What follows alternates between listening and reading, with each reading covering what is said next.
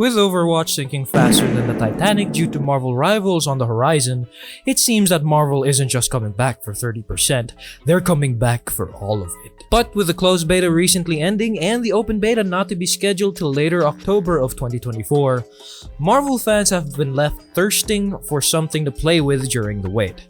Take that as you will. And we all know that no one's playing Marvel's Avengers because that shit is dead in the water. But do you want to know what's not dead in the water after all of these years?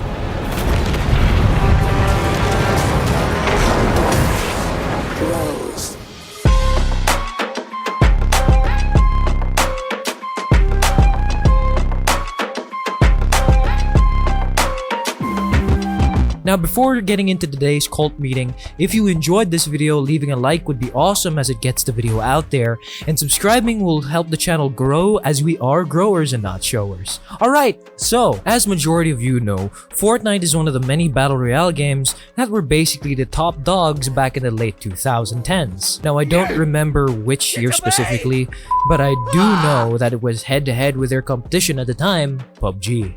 The Battle Royale trend ate up the game industry for a solid 3 years. Even Call of Duty was trying to get their hands on that sweet cash that the Gamemode was drawing in.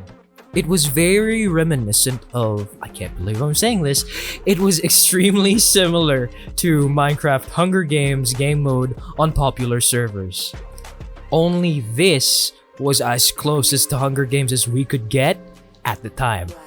But eventually, with time comes age. And with age comes the terrible house fire at the family reunion. Joke stolen from somewhere else on the internet, most likely that D&D party that I watch on Twitch. But the Battle Royale trend eventually dwindled into irrelevancy and has become a thing of the past that only a handful of people still play.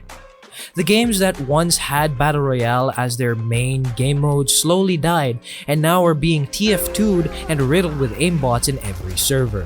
And thus the legend of the Battle Royale game mode concludes. Or so we thought. Despite the death of the game mode, Fortnite is still somehow one of the biggest free-to-play games out there on the market. For some god-awful reason, this game still has well over 1 million players daily. I know that might not be as big as it was in its peak because I hate numbers so much and I do not want to look deeper into this, but it's evident that this game is far from its grave. Now, why is that? That's what we're going to be talking about in today's episode. In today's cult meeting, we'll be discussing what's currently keeping Fortnite above water and keeping it from drowning from the millions of lawsuits that it's getting, and why I think they made one of the smartest decisions they could ever have made in an effort to keep this game as irrelevant as it is now.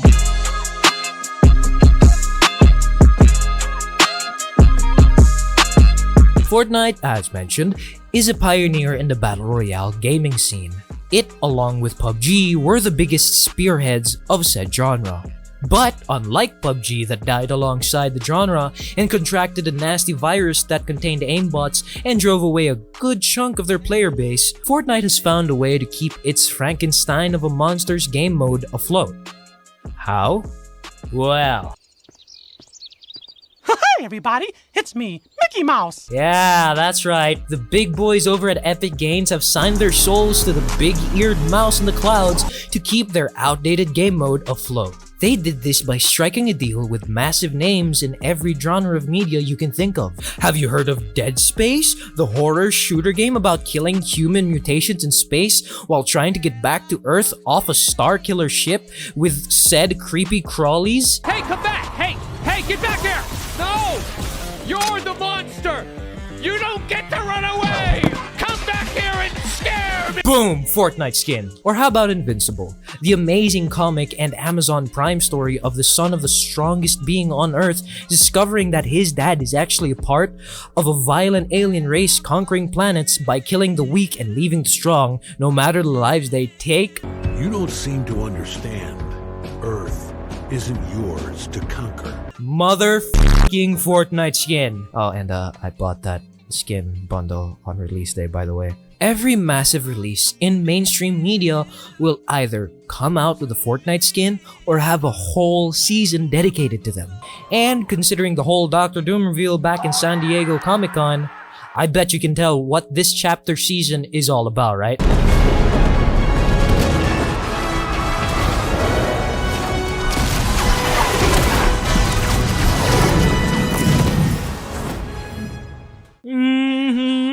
a whole ass Doom season. Before we get Doomsday, we get absolute Doom.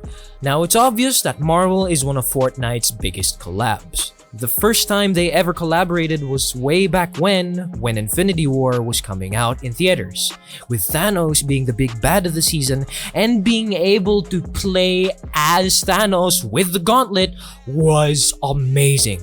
I only wish I could have experienced it for myself, because at the time I was babbling about how horrible Fortnite was, being a 15-year-old who thought hating on a cartoon game was edgy and cool. The second Marvel collab was in the following year, this time with Galactus as the main big bad trying to use the power of the 0 point for himself, as did Thanos in the previous year. Now, I'm not that educated in the Fortnite lore, so if any one of y'all could do so in the comments or link me to a video that actually explains the whole lore of Fortnite, that would actually be really awesome, as I do read all of the comments most of the time and respond to them, and yes, even to those. The current season of Fortnite with Dr. Doom as the main villain, or maybe Galactus might make a return as we can literally see his head in both the trailer and the map, is highlight of the biggest thing that is keeping Fortnite alive. Now, some of you are probably going, Greg, you expect us to play Fortnite, a game about building and shooting? You really think we're able to learn such a complex and complicated game mechanic? Alright, Jeff, hear me out. That is another talking point I would love to talk about in the next few minutes, and what I think is actually the reason why Fortnite is still kicking around amongst the newer games coming out. How do you do, fellow kids? What?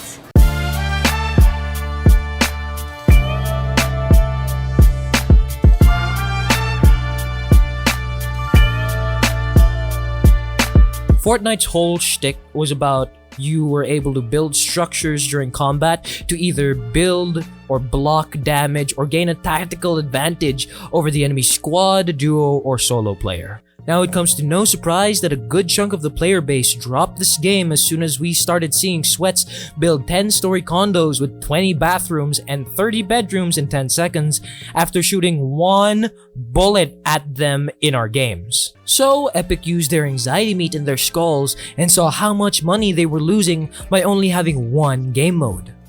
So they decided to select that one sequence of code that had the regular Battle Royale game mode, pressed Shift and Delete at the same time, and called the game mode 0 build. And I'm gonna be real with y'all, this game mode alone saved Fortnite from being dumped into the lava pool of irrelevancy and calling it a day. 0 build was made for the players who refused to learn the sweaty techniques over at Battle Royale, and for the sweats who finally came out of their mom's basement, touched grass, and swiped their V-card for the very first time, and just wanted to enjoy the game and not start pheromone maxing to attract women. This game mode was Epic's saving grace. When its time was coming to an end, as soon as Epic Games saw the bright light at the end of the tunnel, instead of accepting their fate and going, "My time has come," they instead flipped the Lord off and went, "Not today, sir." I love me some Buzz Lightyear. I actually might cover the movie down the line, but I think the 10 of you that are watching this video can agree that if it wasn't for 0 build, Fortnite would have been incinerated to ashes like the toys were about to be in Toy Story 3. And that's a perfect scene comparison to the revival of Fortnite 2. Right before getting brutally killed by what could have been a slow and painful death, 0 build, the Claw, comes down from the heavens to scoop up Fortnite from the trash heap it was in. Now I know PUBG didn't have any buildings in it, well, you know, building mechanics, they actually had like buildings you could go into, but why didn't that get revived? Compared to Fortnite, PUBG didn't exactly have access to all these partners that Epic had. And this is a perfect transition to our next talking point.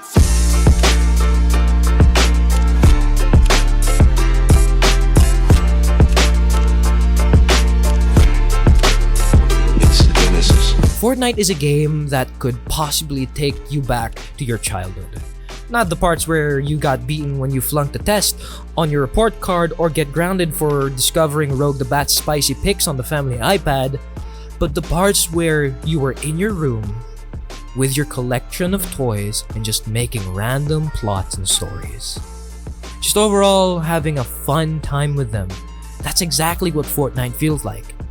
With all the collaborations with large and well-known companies and the addition of the zero-build game mode combined, it's like reuniting with the same old toys you loved so much as a kid. Only this time, you're about to go on an absolute murder spree with Woody and Buzz. The chemistry between all these skins and events, and these weapon wraps, these bundles, and in general, mixing them together with this game mode designed to let you have fun, was a match made in heaven. Fortnite has become the game that me and my girlfriend, and on some occasion the boys when we're not busy, can enjoy on our downtime when we're not doing anything for college or in between shifts. Okay, sure, yeah, it can get extremely competitive at times. But when you're with friends and or with the people that you love, you just can't help but laugh at all the bad stuff away and have an overall good time playing with the toys you grew up with and having more adventures. And well, murder. Need proof that this game is still fun? Here's a minute of me and my girlfriend in this season's event. No whistle while you work. Yes!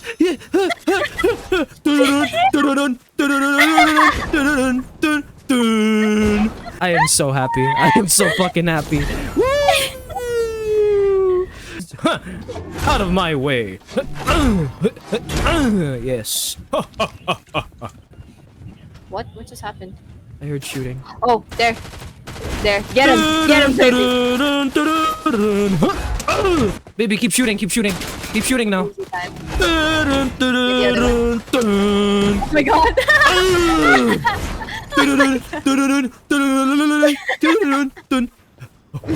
Whee! Oh, that's so fun. I love it, I love it. Oh? Oh, who's this? Brody!